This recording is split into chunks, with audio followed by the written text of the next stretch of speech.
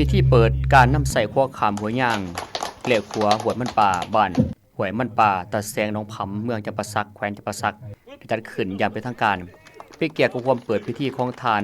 รุ่นไส้สุนทรกรรมการศูนย์กลางพรรคเลขาคณะบริหารงานพรรคแขวงประธานสภาประชาชนแขวงจำปาสัก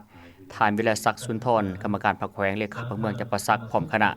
ทานสุกิตาอินทาจักรห้องเลขาพรรคเมืองประธานคณะกรรมการปกครองเมืองจำปาสักทานสุริยันทองสวรรค์คณะประจำพรรคเมืองห้องประธานคณะกรรมการปกครองเมืองผู้สนำหอบด่านตาแสงหนองผำทานพงศนะพมแสงกรรมการพรรคเมืองประธานคณะกรรมการปกครองตาแสงหนองผำมีพ่อแม่ประชาชนพ่อค้าแม่ค้าและนักธุรกิจกระหวมครัวแห่งนี้เป็นโครงสร้างพื้นฐานที่สำคัญช่วยอำนวยความสะดวกในการสัญจรการขนส่งสินค้าการเดินทางไปมาของประชาชนพร้อมทั้งส่งเสริมการพัฒนาด้านเศรษฐกิจสังคมและคุณภาพชีวิตของประชาชนในพื้นที่การเปิดการนำใส่ครัวในครั้งนี้นับเป็นอีกหนึ่งบาทกล่าวสำคัญในการพัฒนาโครงสร้างพื้นฐานของท้องถิ่น